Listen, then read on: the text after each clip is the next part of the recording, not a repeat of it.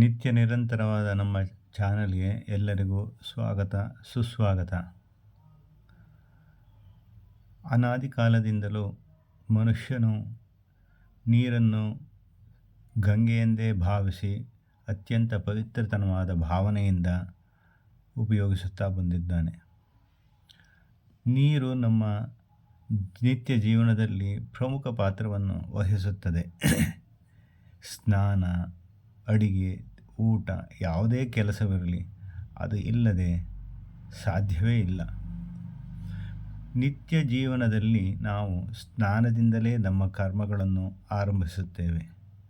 ಸ್ನಾನ ಮಾಡುವಾಗ ಕೇವಲ ನಾವು ಬಿಸಿ ನೀರು ಅಥವಾ ತಣ್ಣೀರನ್ನು ಮೈಗೆ ಸುರಿದುಕೊಂಡು ಸೋಪು ಅಥವಾ ಇನ್ಯಾವುದೇ ಮಾರ್ಜಕಗಳನ್ನು ಉಪಯೋಗಿಸಿ ಮೈಯನ್ನು ಸ್ವಚ್ಛಗೊಳಿಸಿಕೊಂಡು ಬಂದು ಬಟ್ಟೆ ಹಾಕಿಕೊಳ್ಳುತ್ತೇವೆ. ಕೇವಲ ಮೈಯನ್ನು ಸ್ವಚ್ಛಗೊಳಿಸಿಕೊಂಡರೆ ಸಾಲದು, ಮನಸ್ಸನ್ನು ಸ್ವಚ್ಛಗೊಳಿಸಿ ಮನಸ್ಸನ್ನು ಕೇಂದ್ರೀಕರಿಸಬೇಕು.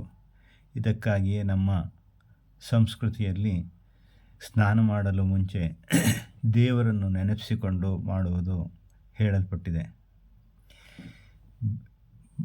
ನಾವು ಸ್ನಾನ ಮಾಡಲು ಉಪಯೋಗಿಸುವ ಬಕೆಟ್ ಅಥವಾ ಇನ್ಯಾವುದೇ ಪಾತ್ರೆಯಲ್ಲಿ ಮೊದಲು ಬಿಸಿ ನೀರನ್ನು ಹಾಕುವ ಮುಂಚೆ ಅಥವಾ ಬಿಸಿ ನೀರನ್ನು ಬಿಡುವ ಮುಂಚೆ ಸ್ವಲ್ಪ ತಣ್ಣೀರನ್ನು ಬಿಡಬೇಕು. ಆ ನಂತರ ಬಿಸಿ ನೀರನ್ನು ಸುರಿದುಕೊಂಡು ಹವಣ ಮಾಡಿಕೊಂಡು ಸ್ನಾನವನ್ನು ಮಾಡಬೇಕು. ನೀರನ್ನು ಬಿಟ್ಟ ನಂತರ ಕೈಯಲ್ಲಿ ನೀರನ್ನು ಸ್ಪರ್ಶಿಸಿ ಗಂಗಾ ಕಾವೇರಿಗಳನ್ನು ಮನಸ್ಸಿನಲ್ಲಿ ಸ್ಮರಿಸಬೇಕು. ಹೇಗೆಂದರೆ ಗಂಗೆ ಚ ಯಮುನೆ ಚೈವ ಗೋದಾವರಿ ಸರಸ್ವತಿ ನರ್ಮದಾ ಸಿಂಧು ಕಾವೇರಿ ಜಲೇಸ್ಮಿನ್ ಸನ್ನಿಧಿಂ ಕುರು. ಈ ಎಲ್ಲ ನದಿಗಳ ನೀರು ಈ ನನ್ನ ಪಾತ್ರೆಯಲ್ಲಿ ಸ್ಥಾಪಿತವಾಗಿದೆ ಎಂದು ಭಾವಿಸಿಕೊಂಡು ಮೈ ಮೇಲೆ ನೀರನ್ನು ಹಾಕಿಕೊಂಡು ಆಹ್ಲಾದಕ ರೀತಿಯಲ್ಲಿ ಸ್ನಾನವನ್ನು ಮಾಡಬೇಕು. ಸ್ನಾನ ಮನುಷ್ಯನ ಅವಿಭಾಜ್ಯ ಅಂಗವಾಗಿರುತ್ತದೆ. ಮಂತ್ರ ಗೊತ್ತಿದ್ದವರು ಶನ್ನೋ ದೇವಿ ರಭಿಷ್ಟಯೇ ಆಪೋ ಭವಂತು ಪೀತಯೇ ಶಂಯೋ ರವಿಸ್ರವಂತುನಃ ಈ ಮಂತ್ರವನ್ನು ಋತಂಚ ಸತ್ಯಂಚ ಅಭಿದ್ಧಾತ್ ತಪಸೋ ಅಧ್ಯಜಾಯತ ತಥೋ ರಾತ್ರ್ಯಾಜಾಯತ ತತಃ ಸಮುದ್ರೋ ಅರ್ಣವಃ ಈ ಮಂತ್ರವನ್ನು ಹೇಳಿಕೊಂಡು ನೀರನ್ನು ಮೈ ಮೇಲೆ ಹಾಕಿಕೊಳ್ಳಬಹುದು.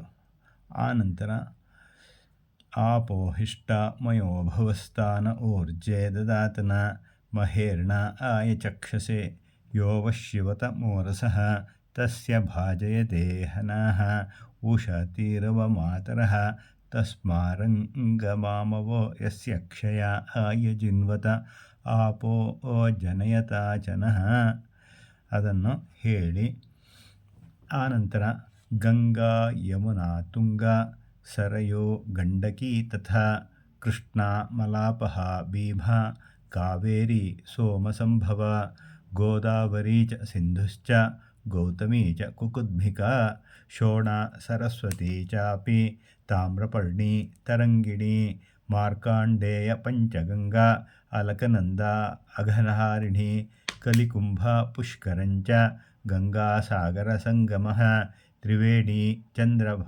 ತ್ರಿವೇಣಿ ಚ ಪ್ರಭಾಸಸ್ಯ ತೀರ್ಥಾನಾಂ ಆವಯೇತ್ ಸ್ವದಿಃ ದ್ವಾತ್ರಿಂಶತೀರ್ಥನಾಮಾನಿ ಸ್ನಾನಕಾಲೇ ಸದಾ ಜಪೇತ್.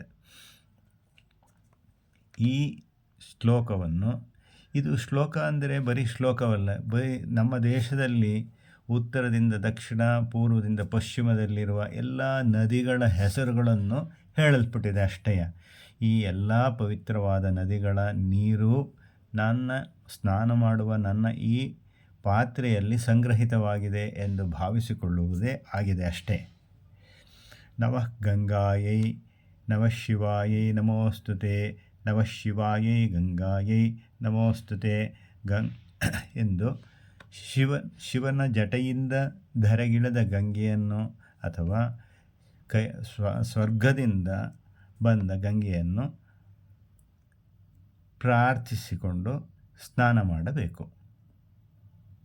ಇದನಂತರ ನಾವು ಭಸ್ಮವನ್ನಾಗಲಿ ಅಥವಾ ತ್ರಿಪುಂಡ್ರವನ್ನಾಗಲಿ ಧರಿಸುತ್ತೇವೆ.